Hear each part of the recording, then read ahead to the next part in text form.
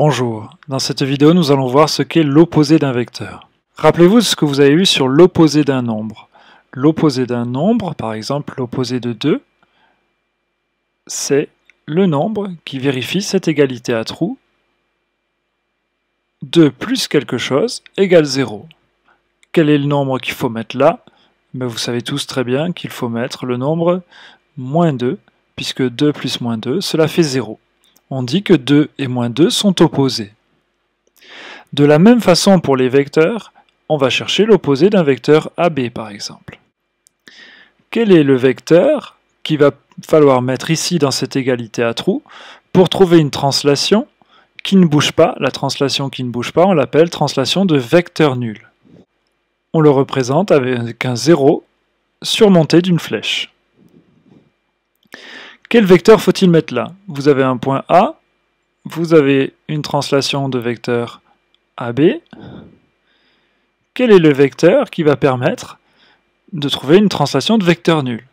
Vous imaginez bien que le vecteur qui va permettre cela, ça va être le vecteur qui a exactement la même direction, la même norme, mais un sens contraire.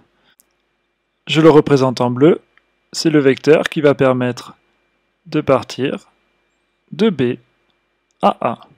Et ce vecteur que je représente en bleu, c'est bien sûr le vecteur BA. On dit donc que les vecteurs AB et BA sont opposés. On pourra noter cela, AB égale moins BA.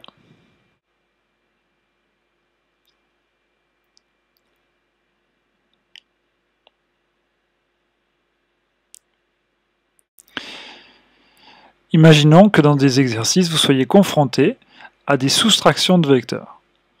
Par exemple, simplifier une expression de la forme AB moins CB.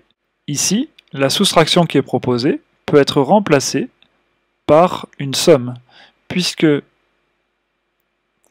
cela équivaut à AB, et le vecteur moins CB, c'est le vecteur plus BC.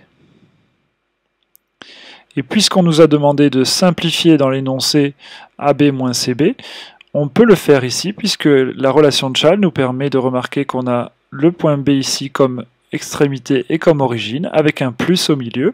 Cela peut donc se transformer en AC, et ce, sans même regarder une quelconque figure. D'une façon générale, essayez de retenir que les soustractions de vecteurs ne sont pas pratiques, que la relation de Chasles ne marchant qu'avec l'addition.